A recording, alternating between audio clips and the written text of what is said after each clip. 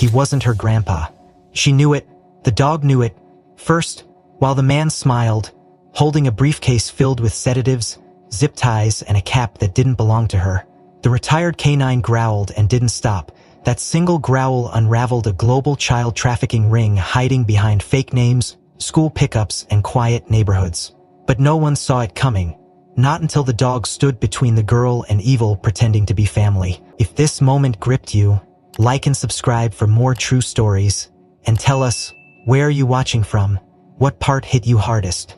It was 3:06 p.m. when the first of the minivans rolled up to the curb outside Clearwater Elementary. The Friday buzz had already begun to ripple through the schoolyard. Kids rushed out the double doors with colorful backpacks bouncing on their shoulders. Teachers waved goodbye, and the crossing guard cracked a joke about the heat wave while flipping the stop sign. On the worn stone steps near the flagpole sat a girl, small, quiet, shoelaces slightly untied and pink glitter sneakers tapping gently. Her name was Livia Moore. She was 7 years old and waiting, as she always did, for her mother, who worked the closing shift at St. Joseph's Clinic and often arrived a few minutes past the bell. To most, it looked like any other end to a school day. She wasn't technically on duty, not anymore. After retiring from street patrol 2 years prior, she took up a part-time position with Clearwater's new Paws and Peace program, designed to help young students decompress with therapy animals. Ranger, the 11-year-old black and tan German Shepherd who once tore through cartel warehouses and tracked fugitives through snowy ravines, now spent his afternoons letting third graders read books aloud to him in the library. But that afternoon, Tess didn't like the way the man moved. He had arrived too early. Not early like anxious parents tend to do. Early like he had no reason to be there yet. No car, no child running to greet him. Just him, standing still by the oak tree that shaded the entrance path, eyes hidden behind tinted glasses, one hand in his coat pocket though it was 82 degrees. Tess felt the prickle at the base of her neck. Instinct, not protocol. She turned slightly, eyes following him without shifting her posture. Her hand found Ranger's leash loosely wrapped around her wrist. The dog had been dozing beside her, head on his paws, his breathing slow and easy. "Ranger," she said softly. The dog opened one eye, looked up, then followed her gaze. The man started walking, slowly, not toward the front office, not toward the staff lot, straight toward the children, straight toward Livia. He stopped 10 feet from the steps and smiled. "Lena," he called out in a voice that was too casual, too comfortable. Livia didn't move. The man stepped forward. "Grandpa, honey, don't you remember me?" And that was when Ranger stood. No bark, not yet, but his entire body snapped from calm to tension, like a tripwire had been triggered in his spine. His legs stiffened, his chest expanded, his ears pointed forward with surgical precision. Tessa's fingers instinctively tightened on the leash. Ranger let out a growl. Low, steady, controlled. The kind of growl that had once frozen a bank robber mid-vault escape. The man looked over at Tess, a flicker of unease crossing his face. "I was asked to pick her up. Emma's working late." He was cut off by another growl, deeper this time, as if Ranger had just heard the one word that told him the whole story. "Easy, Ranger," Tess said quietly, though her hand had now shifted toward her belt. "No gun, just habit. Reflexes carved from years on the street." "Sir," she called out, "please step away from the student." He blinked. She hasn't identified you, and my K9 unit doesn't bark without cause." That's when Ranger barked, once. A sharp, echoing command that silenced even the squeals of kids on the monkey bars. Then again. And this time, he pulled forward against the leash so hard Tess had to brace her heels into the sidewalk. Livia still hadn't moved, but her eyes, wide, locked, were fixed on the man. She shook her head slowly, just once. "That's not my grandpa," she said. Quiet, trembling, but enough to break the spell. Ranger lunged. Tess tightened the leash in time, jerking the dog back just enough to prevent contact. But Ranger's message had been delivered. Every parent within earshot turned toward them. One mother dropped her coffee. A teacher stepped out of the building and froze mid-stride. "I can show you ID," the man said, raising his hands. Tess didn't lower her guard. "That would be great," she replied. "But my partner still doesn't like you." The tension in the air was now electric. The heat, The silence, the weight of something unspoken. Ranger hadn't stopped growling, and Tess Navarro, former patrol officer, trauma-ton handler, knew one thing better than any badge or protocol. Dogs don't lie. Raymond Hale stood perfectly still, the smile on his face slowly beginning to stiffen as Tess Navarro stepped between him and the child. "I'm just here to pick her up," he said again, viewing Shalovich to his brother. "Her mom, Emma, she said she might be running late. I told her I could help."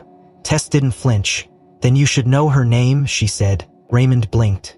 "Lena, of course. Lena Moore." "Try again," Tess said, her tone sharper now. "That's not her name."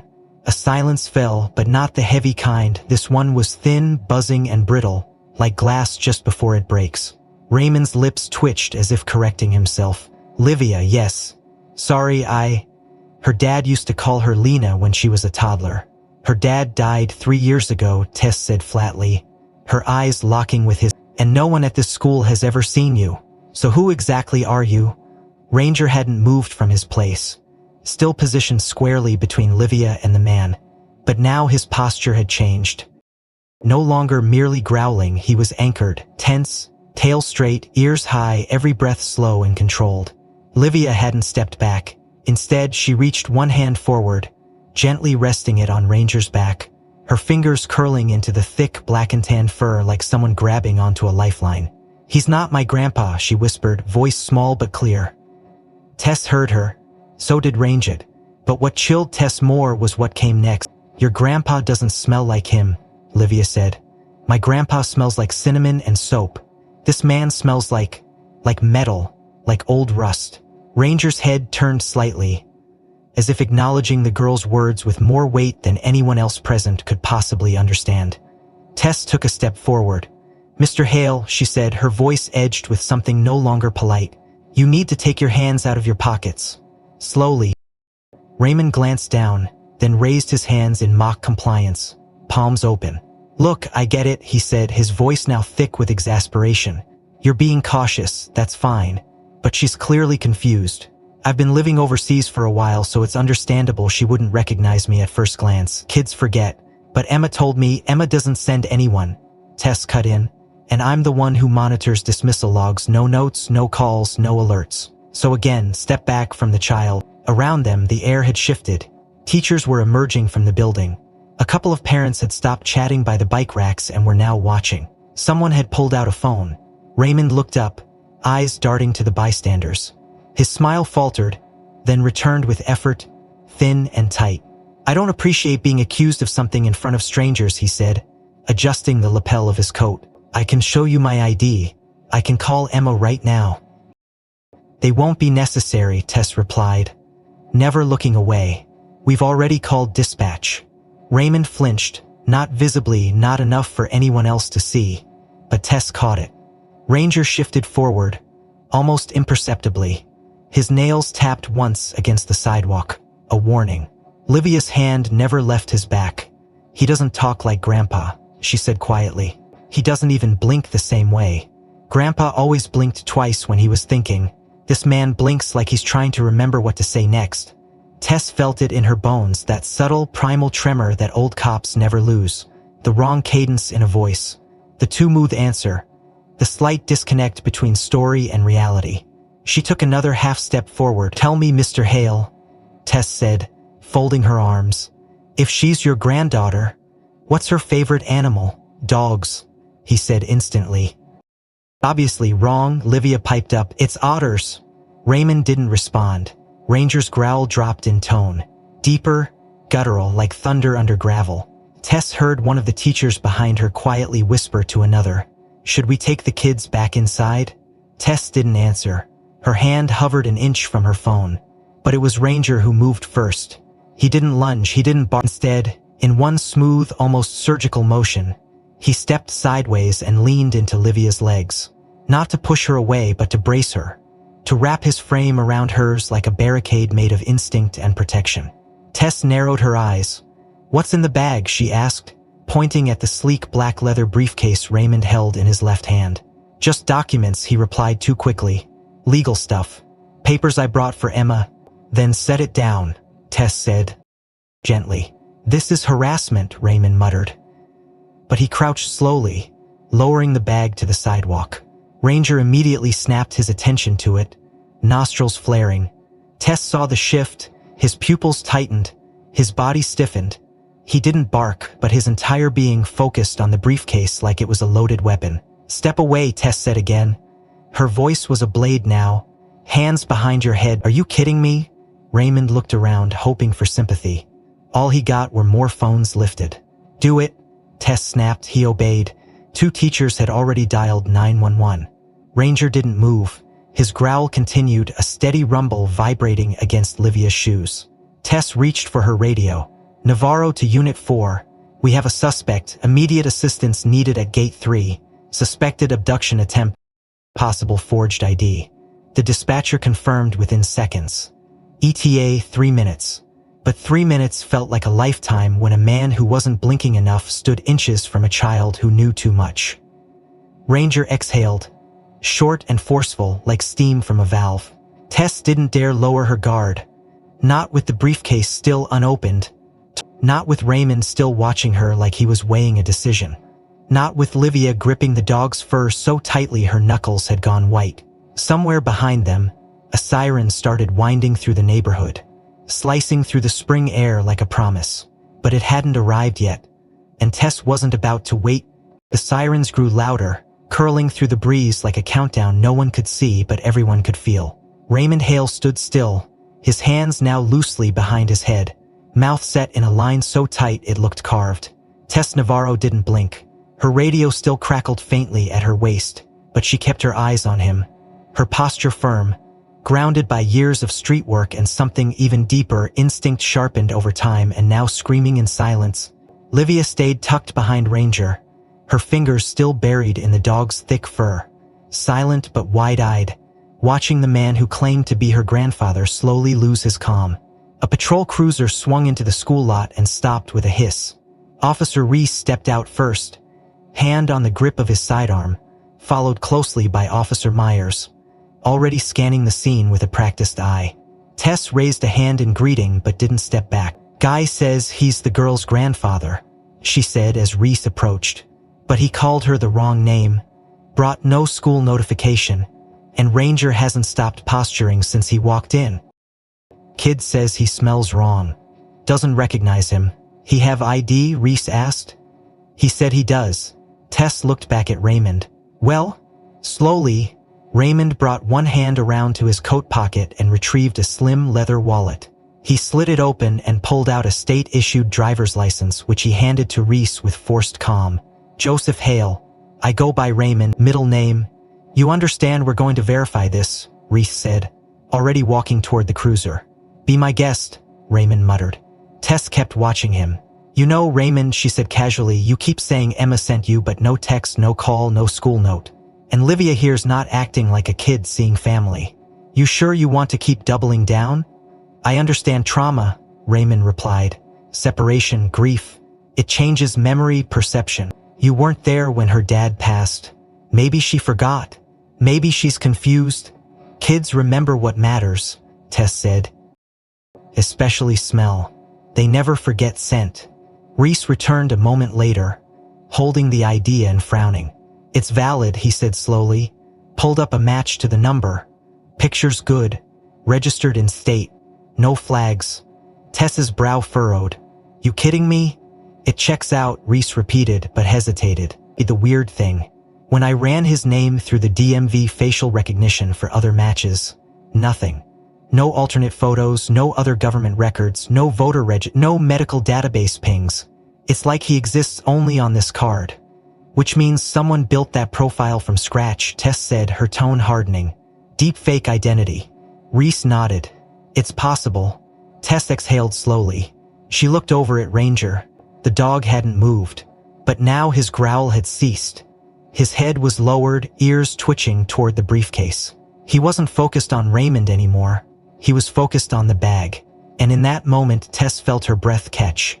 Ranger took a step forward, one paw at a time, moving diagonally between Tess and the suitcase that now lay innocently at the suspect's feet. His nose hovered just inches from the glossy surface, and then he let out a sound that wasn't quite a growl, more like a low, grating hum of dread. A sound Tess had only heard him make once before, back when they discovered explosives in a propane tank masked inside a kid's cooler. Her voice dropped. "Step away from the bag," she ordered. Raymond didn't move. "What's in it?" Myers asked him directly. "Documents," Raymond answered. "Legal files. I told her, Emma, that I'd bring them. Custody paperwork, financial stuff." "You have a key?" Tess asked. "It's not locked." "Then open it." Raymond hesitated. It was slight, barely a pause, but enough. Tess saw it. Ranger saw it too. His tail stiffened, eyes locked on the man's every micro-movement. "Sir," Reese said, now stepping closer, "you need to open that case now." Slowly, deliberately, Raymond crouched. His hand reached toward the clasp. He looked up at Tess once and smiled. That was when Ranger barked, loud, sharp, twice in succession. The suddenness made everyone flinch. Livia covered her ears, ducking behind Tess. Ranger lunged half a step, and Tess yanked the leash with practiced force. "Do not open that case," Tess shouted, and Reese stepped in, hand already on his holster. "We'll open it ourselves," Myers said, crouching down with a pair of gloves from his pocket. Raymond stood slowly, arms raised again. "You've already humiliated me in front of a dozen people. Save it," Reese muttered, nodding toward Myers. The other officer undid the latch. The hinges squeaked as the case opened. Inside, they expected papers. Instead, there were 3 items, each one stranger than the last. A small, unmarked brown vial filled with clear liquid, a roll of industrial zip ties, and a pink baseball cap with the name Maya stitched on the inside rim. Tess felt her pulse surge. She looked at Livia. "Do you own that cap?" Livia shook her head slowly. She whispered, "But I've seen it. On a girl. At the clinic. Mom said she went missing." Reese's face darkened. "Dispatch," he called into his radio. "We've got suspicious contents. Send investigative backup. We may have a connection to the Denver missing child report." Ranger didn't stop watching the case. His growl began again, lower this time. Slower, like a warning from a place deeper than training. Ranger gently lifted the cap. Beneath it, tucked into a hidden pocket lining, was a folded sheet of glossy photo paper. On it, a zoomed-in photograph of Livia Moore standing on the school steps. Tess recognized it immediately. The angle, the time of day. It was from earlier this week. And it wasn't taken from school cameras. "He's been watching," she murmured. "He's been planning." Reese turned to Raymond. "Turn around, hands behind your back." Raymond didn't speak. He only smiled again, wider this time. A smile that didn't match any real emotion. Only the mask of someone who'd already accepted they'd lost control of the room but not the outcome. Tess reached for Livia, gently guiding her back as the handcuffs clicked shut. "It's okay," she whispered. "You're safe." But Ranger didn't relax. His eyes had shifted again, this time back to the case. And his nose twitched twice, then froze. And then he lowered his body to the ground. Ears perked toward the lining, like he was listening for something no human could hear. Something, perhaps, that hadn't been revealed yet. Something waiting to be found. Ranger's body flattened against the concrete, his ears high, tail straight as a rod, nose twitching just inches from the seam of the briefcase's inner lining. Tess Navarro crouched beside him, watching every detail, with the attentiveness of someone who had trusted this dog with her life more times than she could count. Mears carefully peeled back the cloth cover at the base of the case, revealing a false panel, expertly stitched, likely to go unnoticed by a casual searcher. He slipped on a fresh pair of gloves, delicately slid a small knife beneath the edge, and lifted it clean. That's when they saw it. Beneath the flap, pressed flat against the case's rigid bottom, lay a sealed plastic pouch. Tightly rolled, airtight, inside the pouch, 3 objects sat nestled like artifacts in a crime museum. A clear vial of liquid with a medical label partially scratched off, a bundle of thick industrial zip ties banded with a rubber loop, and a pink baseball cap, faded at the rim, its white stitches spelling one name in cursive, Maya. Tess froze. Her eyes snapped to Reese, who was already pulling out his phone. "Maya Delgado," he murmured. "Denver. Age 6. Blonde. Missing 6 weeks ago." vanished from a park while her aunt was on a phone call. No leads, no suspect. We just found one, Tess said flatly, rising. We need forensics here now. Gloves, DNA swabs, everything. Myers nodded, snapping photos rapidly, his gloves trembling slightly. Ranger didn't budge. His nose was practically fused to the edge of the case, body rigid with something beyond alertness, something more like dread. Tess watched him, heart in her throat. He knows something else is here. Like what? Ranger let out a low exhale, almost like a sigh. Myers lifted the pouch, turned it slowly. That's when he spotted it, barely visible against the inner lid of the briefcase. A single strand of hair. Fine, pale yellow, caught in the lining seam. Hold up, he said, we've got trace. He plucked it gently with tweezers, dropped it into a sealed tube. Could be Maya's. Graham's phone buzzed again. He stepped aside, spoke briefly, then returned, face tight. Dispatch flagged our suspect. His ID was verified, but we just got word from the Denver Missing Persons Unit. Maya's parents were shown a still from a surveillance camera near a gas station 2 weeks ago. There's a man in the background with a briefcase. Same build, same jacket, same walk. Same man, Tess confirmed. They didn't catch it in time. He's been working across states, Reith added. They ran a partial off that license you just checked. It matched another name, alias used in 2017. Another missing girl, Oregon. So this isn't random, Myers said. He's a hunter. Tess didn't answer. Her hand reached down and rested briefly on Ranger's shoulder. The dog didn't move. Let's go deeper, she said. Myers looked confused. There's more. There's always more. She reached back into the case and started tugging at the secondary liner behind the zip tie compartment. The edge came loose with a soft rip. Beneath it, sandwiched between cardboard and foam padding, was another pouch, thinner but more carefully sealed. When Myers opened it, he inhaled sharply. Inside were 2 photographs, grainy black and white close-ups taken from a long lens camera. One showed Livia standing outside the school gate 3 days ago, the timestamp in the corner confirming the exact moment she waved goodbye to her teacher. The second showed Maya on a swing set, head tilted mid-loft. Both had handwritten notes beneath them. Livia, test candidate. Watch response to unknown contact. Behavior, reserved. Noise level, medium. Maya, ideal temperament. Minimal resistance. Keep under observation. He was grading them, Myers whispered. This is a system, Tess said, voice flat. He's profiling, selecting based on traits. They're being cataloged and shipped, Reese added, eventually. The air felt heavier now, the weight of something unspoken finally speaking through evidence. Ranger growled again, his nose pivoting back to the zipper seam of the first pouch. Tess crouched again. What is it, boy? She asked. The growl wasn't sharp, just steady, like the low thrum of a warning engine. Ayers leaned in, shining a flashlight into the crease. There's something else behind the cap. He used his knife to tease it out. A slip of stiff cardstock slid free, folded in thirds. Inside, printed in small text, was an appointment notice from a children's dental clinic in Colorado Springs, scheduled under the name Lily Foster. The name echoed in Tess's head. She'd read that case file. Everyone had. 2 years ago, Lily Foster vanished from her backyard after school. Blonde, blue eyes, 6 years old. No forced entry, no signs of struggle, no evidence. Only a single child-sized footprint in the garden mulch. We need to test that hair, Tess said immediately. If that's hers. Reese was already calling dispatch. Fast, Myers said, voice low. That means he's been active for years, crossing state lines, changing names, operating freely. Until today, Tess whispered, glancing at Livia, who now sat on the curb wrapped in a blanket one of the teachers had handed her.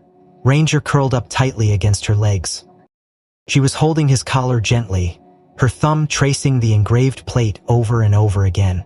Joseph Hale, if that was even close to his real name, sat handcuffed inside the back of the patrol car, face blank, eyes watching the schoolyard like it was a stage he no longer belonged to. He was so nice, Livia said softly, not looking up. But the smile wasn't right, it didn't match his eyes, and so did Ranger. She stood again, knees aching slightly. Let's get this back to the station. I want every photo scanned, every trace logged. We still don't know how many others there are, Myers warned. There's more girls in those folders, maybe more aliases, more schools. Then we find them, Tess said, before anyone else disappears. Reese stepped closer, holding up the folded dental card. The last thing, he said. The appointment date listed for Lily Foster. It's tomorrow. Tess' stomach dropped. So either it's a decoy, she murmured, or she's still alive. No one answered. Ranger lifted his head slowly, eyes fixed not on the case but on something behind it. His ears twitched once, twice, then held. Back at the precinct, under the sharp fluorescence of the evidence room, the briefcase sat opened on a steel table, its contents now spread and logged under plastic sleeves and barcode tags. Every item had been bagged, photographed, and assigned a chain of custody report. Yet there remained an unsettling sense that what they'd found so far was only the surface of something far more intricate. Tess Navarro stood with her arms crossed tightly against her chest, watching as a forensic tech carefully peeled back the adhesive liner of the final false compartment within the base of the case. There's one more cavity, the tech said. Voice like a chip or a drive of some kind. Feels like a chip or a drive of some kind. Take it slow, Tess replied. The technician used a pair of rubber-tipped tweezers to extract a thin, silver rectangle about the size of a postage stamp. Micro USB, he confirmed. Encrypted by the look of it. No markings. Get it to digital forensics immediately, she said. You'll sit on standby until they crack it. 40 minutes later, in a darkened lab 2 doors down, a white screen glowed against the wall-hammer monitor. Agent Shaw from the FBI had arrived mid-M. Called in after cross-checking Raymond Hale's false identity with an open case list of multi-state missing child investigations. We're in, the tech said, fingers moving rapidly across his keyboard. The description was thin. Either this guy got lazy or it's one of many. Tess leaned in, heart beating faster. What's on it? Boulders, he said, lots of them, labeled by city, state, and initials. He clicked open one titled DVR_6Y_MF. Inside were 17 JPEG files. The first was a grainy photo of a girl on a playground, arms raised mid-sun, blonde hair catching the sun. The second, a similar shot, same girl, different angle, taken from behind the fence of an elementary school. That's Maya, Tess said, jaw tight. Every image is time-stamped, the tech noted. They're sorted chronologically. Looks like scouting footage. None of these kids are posing. These are surveillance shots. How many folders total? Shaw asked. The technician scrolled. 39. All with similar formats, names like Bayafran, Thank You, Cedar Run, Parkmont. All schools. Are they all girls? Tess asked. Oh far yes, the tech answered. Age range appears to be 5 to 8.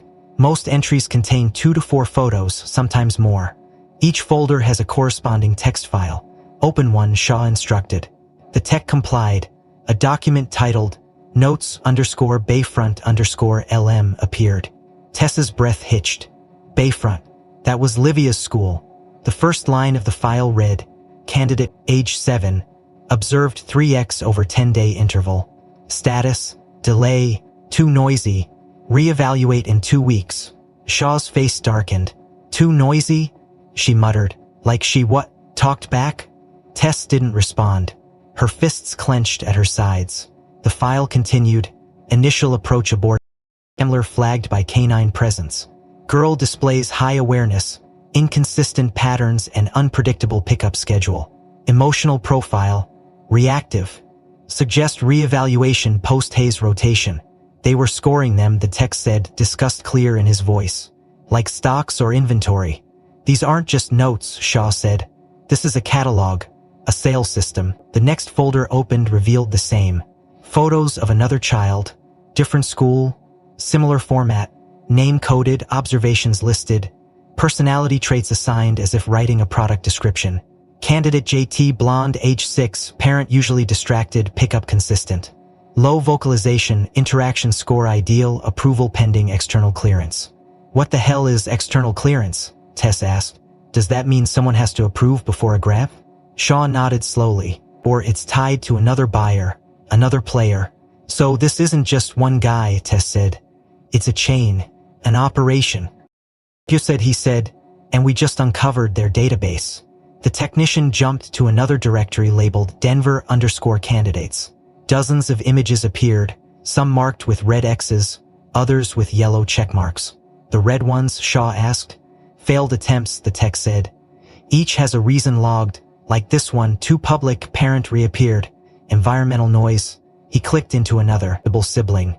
Not ideal. Recommend for low perimeter list. My God, Tess muttered. They were eliminating children like options on a checklist. We need to know who's seen this, Shaw said. If this is being uploaded, downloaded, or passed through third parties, we're looking at trafficking on a coordinated, possibly international level. It's not speculation anymore, Tess said. This confirms it. The screen flashed again as another text file loaded. This one named cycle_Feb_March. It was a spreadsheet, meticulously formatted. Each column had headers: name, code, age, physical traits, observation score, risk factor, pickup window, market region. You're kidding, the tech whispered. He had them divided by territory. Shaw's face was hard. Not just territory, market. Like customer base. One of the cells under market region read, Western Tier U.S. Priority. Another read, Central Europe Pavilion Contract Partner. Confirmation. Another, Pavilion Contact. R76. We need to find out what Pavilion is, Tess said. The tech was already searching. Pavilion appears to be an encrypted chat forum on the dark web. Invite only, password protected. Mentions in connection to 3 other closed FBI cases, none of which have been cracked. All suspected to involve exploitation rings. He was an archivist, Tess murmured. Not just a predator. He recorded everything. And this girl, Shaw said, highlighting Livia's entry again. He didn't just choose her. He studied her. And still marked her as a future target. Too noisy, Tess repeated, voice sharp.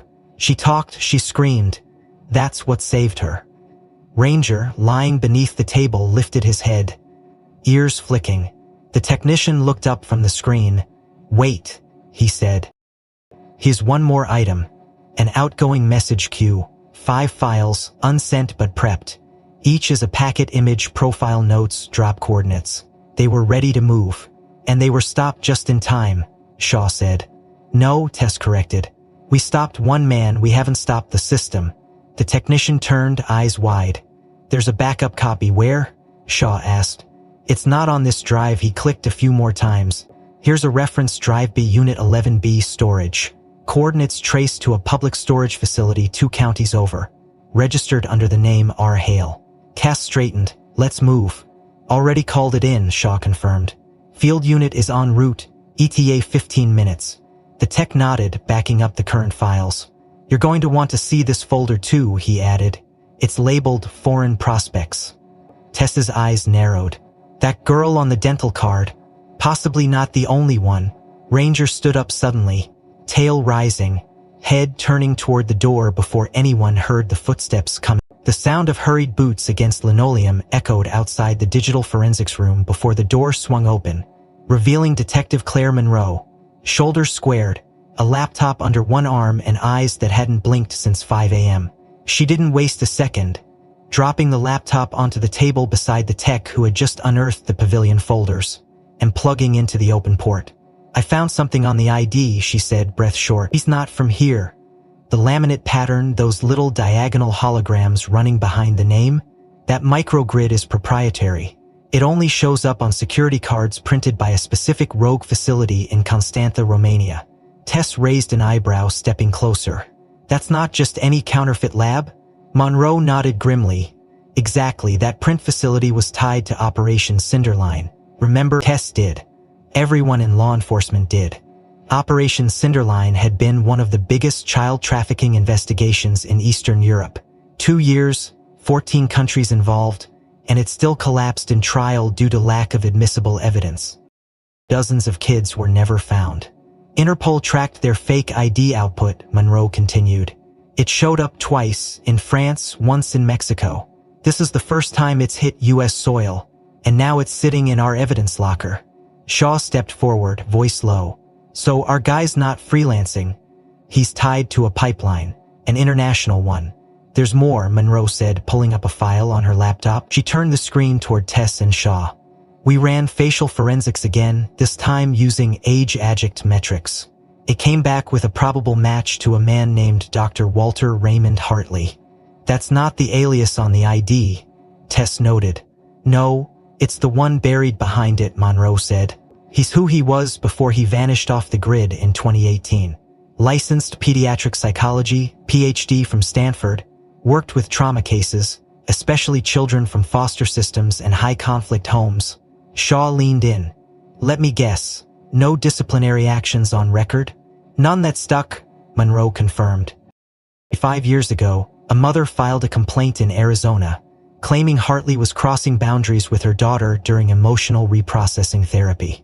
The report said he was too tactile, spent excessive time in private one-on-one sessions, and allegedly gave the girl a bracelet engraved with GPS coordinates. Tess's face stiffened. What happened? The hospital settled. Confidentiality clause, no charges, no license suspension. But then another report surfaced. Same year, same MO, different state. Same outcome. Buried, vanished, until now. Shaw muttered. Until he shows up calling himself Joseph Hale, holding a custom Romanian ID and carrying surveillance photos of American schoolgirls like he's flipping through catalog samples. We checked the printer microchip embedded in his ID, Monroe added. Interpol confirmed the exact production batch. That printer hasn't been seized, still active, meaning others are getting these too. Tess stepped away from the table, pacing slowly as Ranger followed her silently, head lowered, tail still. But this is part of a network. We need names, aliases, operating patterns. And we need them now. Monroe clicked another tab.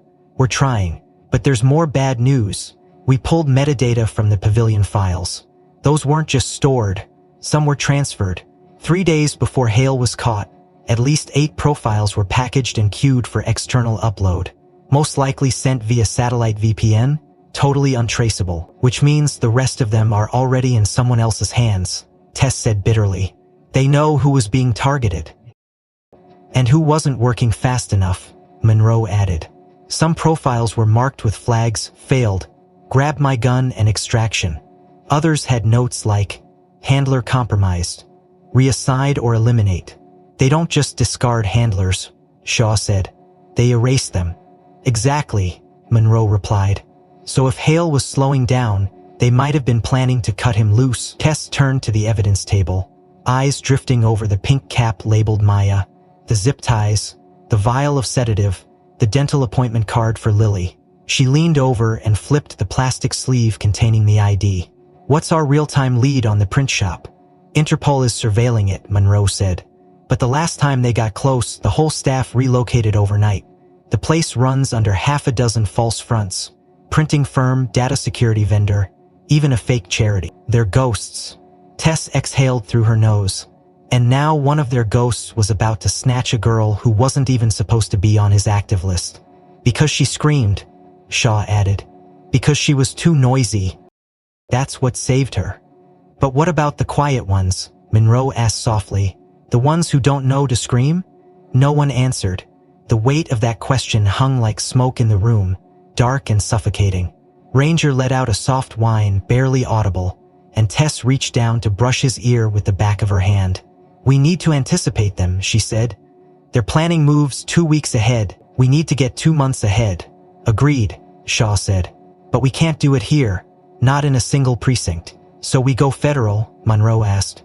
We go global, Shaw replied. If the print shop is still active, and Hale is just one piece, then the Pavilion network may not just be trafficking, it may be mapping markets for long-term demand. Like a business, Tess said. Like supply chain forecasting. Shaw nodded. Exactly, and right now they're one step ahead. But we've got the pattern. Then we flip it, Monroe said. We bait it. We used Livia's profile, Tess suggested slowly. They already had her marked. We simulate a follow-up, let them think the handler re-established contact. That's risky, Shaw warned. We'd need to fabricate a whole layer of digital cover, spoof the handler's credentials, simulate activity from a compromised location. We can do it, Monroe said, but we'd need to move fast. The tech, still monitoring background processes, turned slightly in his seat. One more thing, he said. As scanning cross-cutters, I found a buried string in one of the upload queues. It was labeled Echo Cache, hidden behind a double encryption vault. Took some digging. He tapped a few keys. Inside the cache, there's a folder labeled Archive Prague 2021. The top file, Annika, age 8, status froze. It's the same name on that dental card. You? The text said, eyes narrowing. Different girl. Same pattern. Same language. This one predates everything. How far back does this go? Monroe whispered. Farther than we thought, Shaw replied. And we haven't hit the bottom yet, Ranger growled. This time it wasn't low or uncertain. It was clear, deliberate, facing the door. Then, as the handle turned, everyone in the room turned with him. The door opened just as Ranger let out a sharp, immediate bark, his whole body pivoting toward the hallway as though something unseen had crossed an invisible threshold. Tess Navarro instinctively reached for the side of her belt out of habit, even though she no longer wore a service weapon. Standing in the doorway was a young agent from cyber forensics, breathless and holding a printed set of DMV surveillance stills. You just matched a vehicle from the Bayfront Elementary area, he said. 3 weeks ago, a white Ford Econoline van was parked 2 blocks away from the school's west gate during dismissal hours. No alert went out because it was displaying a legitimate ambulance plate. Shaw turned sharply. Ambulance? Sort of, the agent replied. It belonged to a private EMT service in Pueblo. Problem is, that ambulance was scrapped for parts last year. The plates were stolen from the junkyard 6 months ago, so it was a decoy, Monroe said. An impersonator. Exactly. The van was captured on 2 different street cams on different days, all around 2:50 to 3:10 p.m. The same time frame our candidate lists mentioned in the pavilion files. Tess stepped forward, eyes narrowing. Who was the target at Bayfront? Maya Delgado, the agent replied. Age 6, red backpack, profile marked ideal temperament, minimal resistance. The same girl whose cap was found in the briefcase, Tess said. So she wasn't just planned, she was actively stalked. Do we have a location? Shaw asked. Bayfront Elementary has limited camera coverage, the agent said, but we traced the van's appearance to a back alley next to the staff lot. No pickup zone traffic, low visibility. Our guess is they were rehearsing a Let's go now. 30 minutes later, they were standing outside the perimeter of Bayfront Elementary under an overcast sky, with the ocean breeze carrying a damp chill from the west. The school had just let out for the afternoon, and a stream of SUVs, minivans, and parents on bikes created a chaotic ballet of pickups and shouts. Ranger, alert beside Tess, sniffed the air with purpose. Same energy, she murmured to him. Different Tess let the leash go slack, letting him guide. He didn't take the sidewalk. Instead, he moved around the edge of the fence, near the chain link that separated the parking lot from a thin strip of overgrown bushes and discarded mulch. Monroe followed a few paces behind, scanning the ground, her radio on a low channel feeding back status reports from the precinct. Ranger stopped abruptly, his body lowered slightly, front paw lifting as he pointed his snout into a dense shrub at the base of a tall bush. Tess crouched beside him. What is it, boy? Ranger let out a soft growl, not aggressive but steady, focused. Tess pulled her gloves from her jacket and slipped them on. She gently pushed aside the branches, careful not to disturb the soil. Something pink caught her eye, tangled in the dry underbrush. She reached in and retrieved it. A small sock, child-sized, light pink, frilled edge, with a cartoon unicorn stitched near the ankle. A name was written in faded marker on the inside rim. Maya. Monroe bent down beside her. That's not recent, she said. Dirt-stained, water damage. But it hasn't been here for long. It would have blown away or been ruined by the last storm if it had. So someone dropped it and left it, Tess said. Or someone took it off her. We're logging this, Monroe said, already snapping photos and calling it into evidence control. Tess stood, sock still in her gloved hand, staring at the fence. From that angle, she could see the corner of the school building, the edge of the alley, and the small gap in the hedge that was just wide enough for a child to be pulled through. It's a trap zone, she said. That van could have idled right here, doors slid open, 30 seconds tops, and she'd be gone. If she was taken here, we would have had an alert, Monroe replied. But we didn't.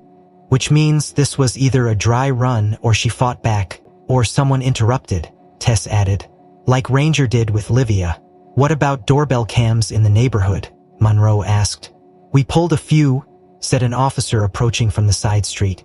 Only one caught the van turning, but the plate was the ambulance fake. No driver ID. Where's Maya's family now? Tess asked. Still in Denver, Monroe said. No ransom demand, no sighting, no communication. Case stalled for weeks, until now.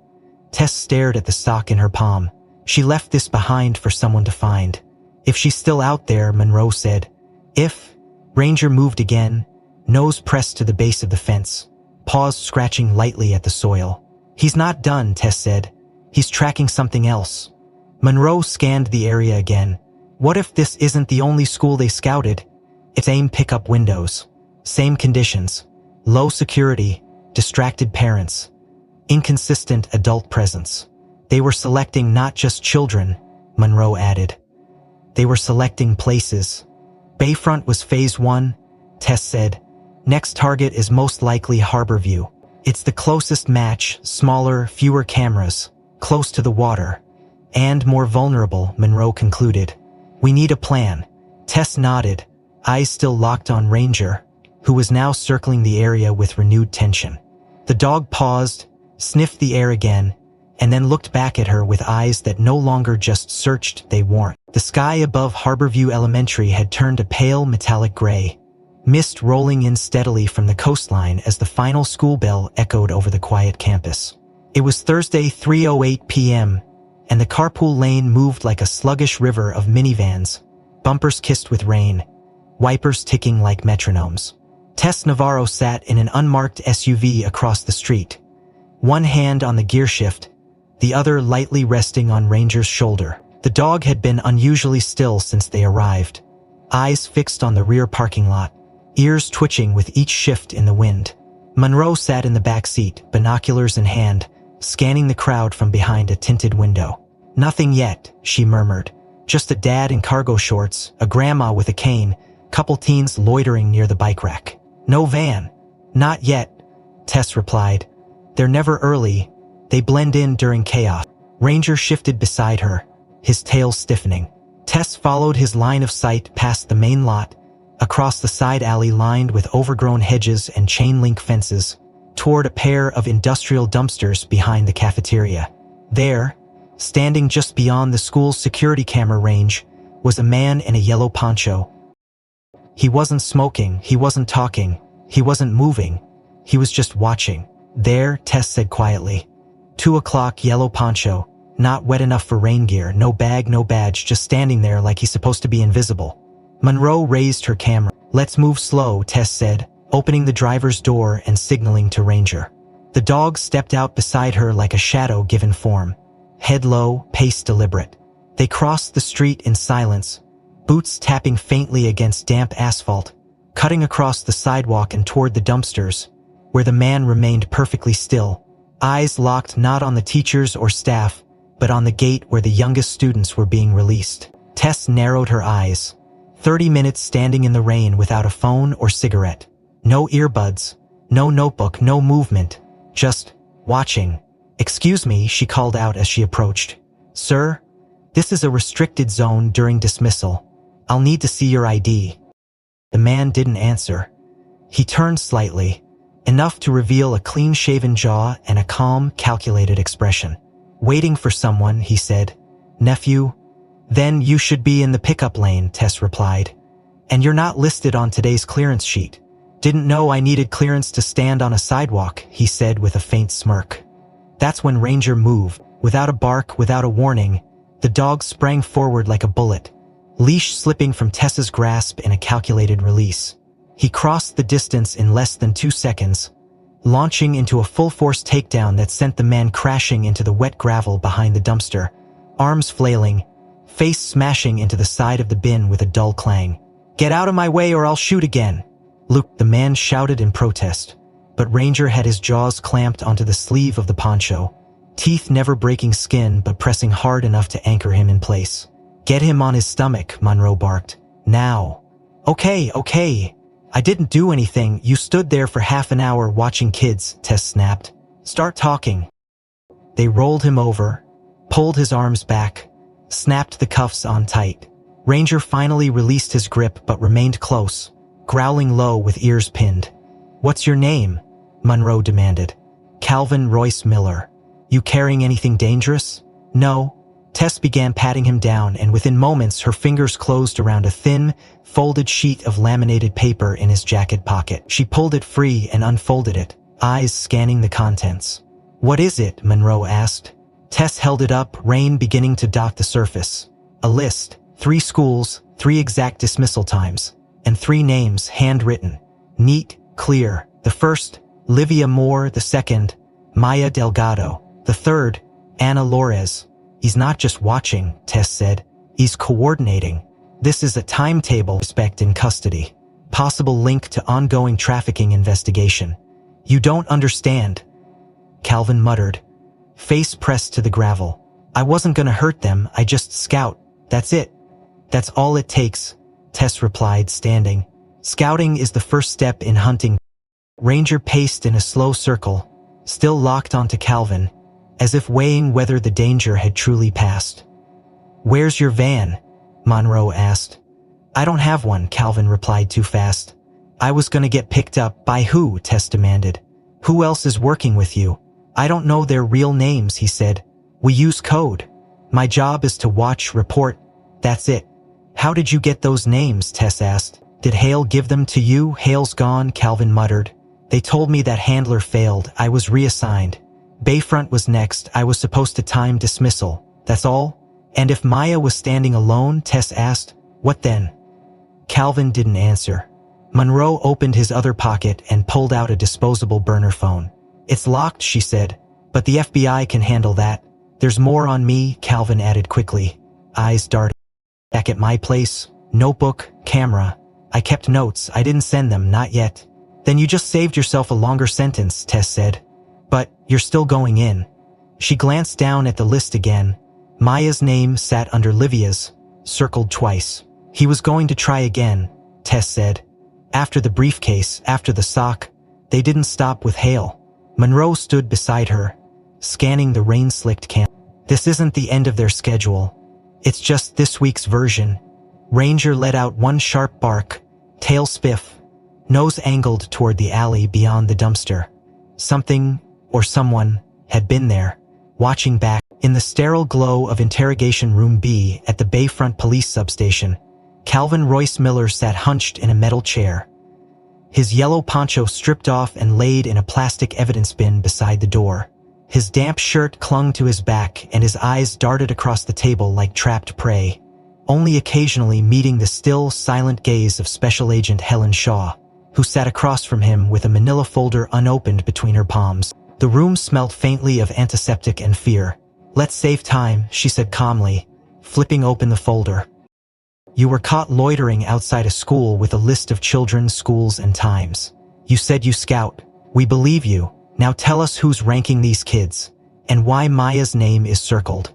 Calvin swallowed hard, eyes twitching toward the two-way mirror as if expecting someone to barge in and silence him. "It's not random," he said finally, voice cracking. "We don't just walk up to any kid. There's a system. There are rules." "Explain the system," Shaw said, not blinking. "Explain how a child becomes a target." Calvin leaned back slightly, arms crossed like a shield across his chest. "There's a sheet. It's like a spreadsheet. Each kid is listed by code, then broken down into traits. Appearance score, home status, parent routines. Resistance potential?" Shaw repeated. "Like physical strength, emotional volatility, confidence indicators. We look at eye contact, speech hesitancy, posture. It's called the interaction score. It determines how fast a grab can happen, how likely the kid is to panic or freeze or scream or fight." Shaw's jaw tensed. "And Livia? High resistance," he said. He wasn't ideal. Scored medium on appearance but flagged on alertness. When the handler made contact, she froze. But she didn't move. Then the dog intervened. It disrupted the approach. That's what killed it. "The dog didn't kill it," Shaw said flatly. "She did." She said no. Calvin looked away. "We got penalized when a scout failed. It hurts the schedule. Each city's a phase." 3 weeks of prep, then 1 week of active polls. If a candidate doesn't match during the phase, they're either delayed for re-evaluation or dropped. Dropped, Shaw echoed coldly. Like inventory. They didn't say it like that, Calvin muttered. But that's what it was. Meanwhile, in the operations room down the hall, Tess Navarro stood with Monroe and the digital forensics team, eyes fixed on the large projection screen displaying the Pavilion Darknet interface. Black background, blue command line text, and a hierarchy of menu tabs that made her skin crawl. Candidate submissions, interaction logs, clearance status, behavior ratings, drop schedules. We cracked the Pavilion root shell using the recovered burner, the lead analyst explained. Tied it to Miller's device. His login synced with the same database used by the USB cable. This is the same network. Search for Livia Moore, Tess said, arms folded. By profile code, the analyst typed, screening through files rapidly before stopping on a line item marked LM_BF7. The profile opened. A grayscale photo of Livia appeared, taken from across a schoolyard timestamped 3 days before Ranger's first alert. A series of ratings followed.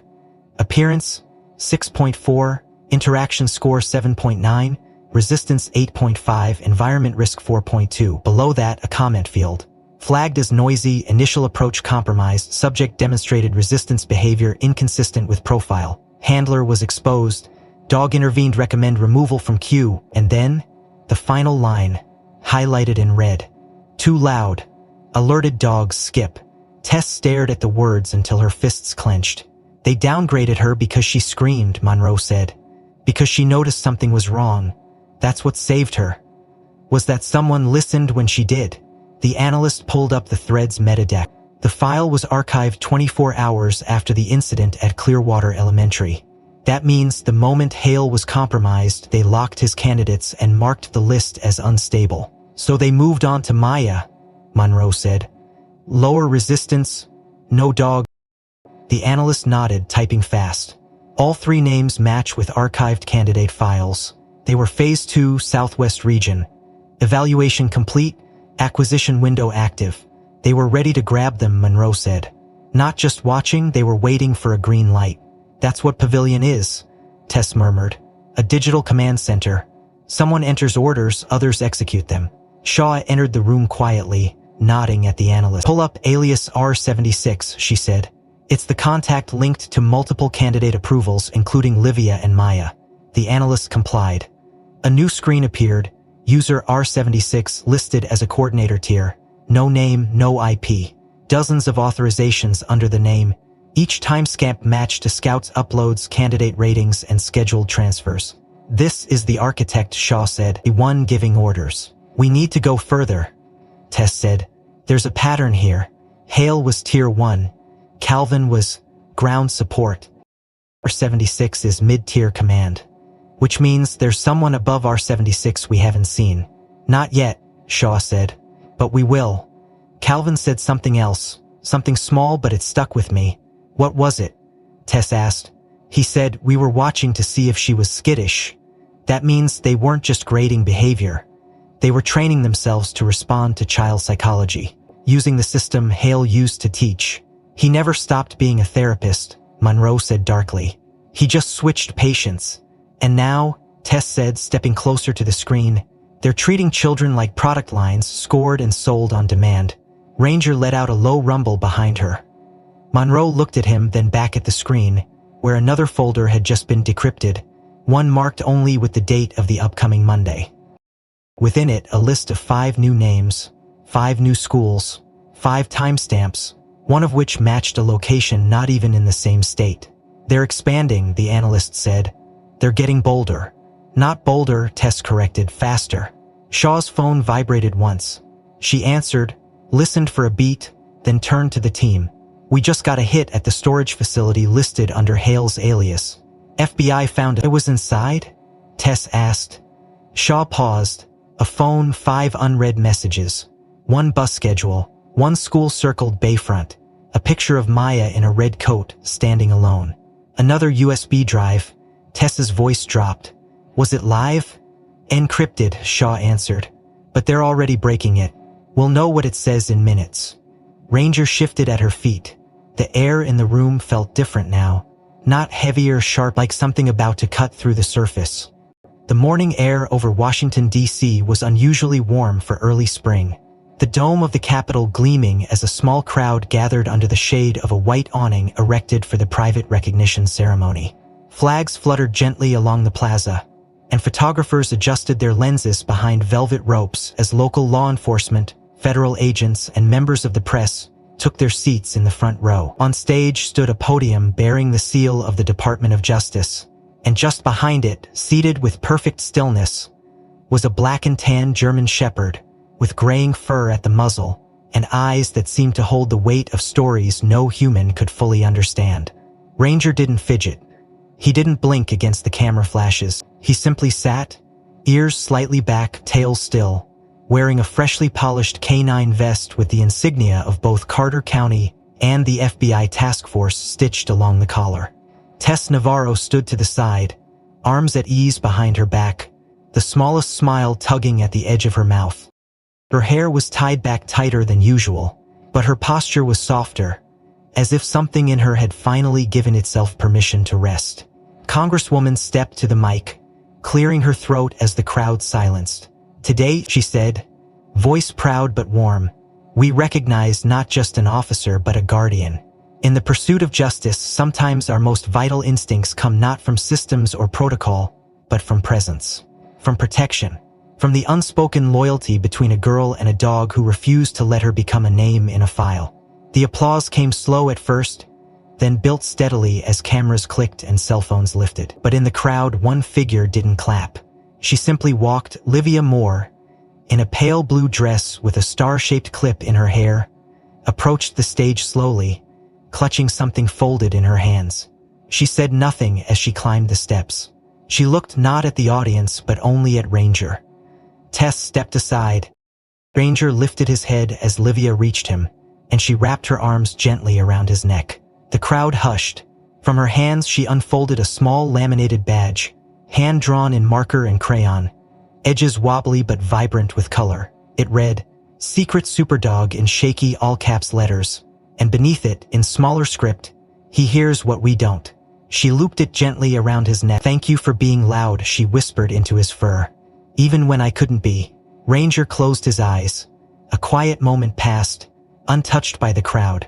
Cameras recorded, but somehow none of them captured the stillness exactly right. It was the kind of moment that lived not on film, but in memory.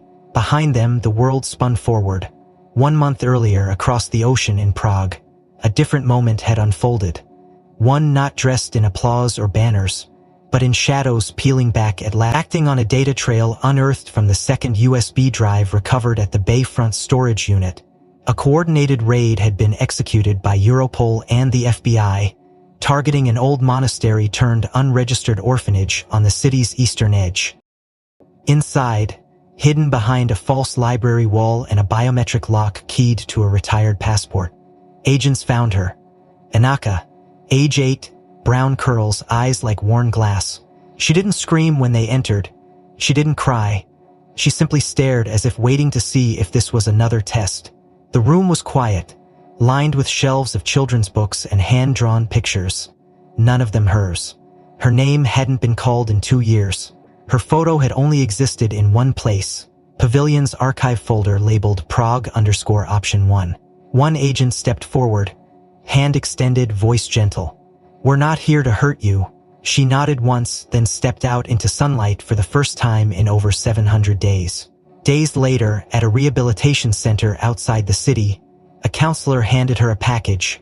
No return address, just a local postmark. Inside was a small postcard printed on matte paper. The image showed a German shepherd sitting in front of a school, head tilted slightly, ears up, with a badge at his neck and kindness in his eyes. On the bottom, in a thin handwritten scrawl, it read, "You were never forgotten. USA Task Force." She stared at the postcard for a long time, lips parted, eyes unblinking. Then she whispered barely audibly, "I don't know who sent this, but I know this dog. I've seen it." In Carter County, the drawing Livia had made of Ranger in a cape now hung above Tessa's mantel, framed in dark wood, next to a commendation letter from the Department of Justice and a simple plaque that read, Canine Ranger Protector Witness Warrior. He didn't chase balls anymore. He didn't bark at the doorbell, but some nights when the wind hit just right and the air held a kind of silence you could feel more than hear, Tess would swear she saw his ears twitch at something distant, a memory, a warning, or maybe a call. In the months that followed, Pavilion was dismantled piece by piece. Over 40 aliases were uncovered. More than a dozen active scouts were arrested. Several families reunited. Others received answers, grief sharpened by truth, but truth nonetheless. And through every raid, every folder, every lead, one common element surfaced. Every breakthrough could be traced back to a growl in a schoolyard, back to a retired canine who didn't forget what danger smelled like, and didn't wait for permission to act. Some heroes don't wear capes. Some don't speak. But when they move, they change everything. And when the world gets too quiet, it's their silence that reminds us to listen closer. If this story moved you, don't forget to like and subscribe for more cinematic narratives, inspired by true instincts and quiet heroes. What part of the story hit you the hardest? Was it Ranger's growl, Livia's courage, or the final moment with Annika? Also, where in the world are you watching from? Drop it in the comments. We'd love to see how far Ranger's story has traveled.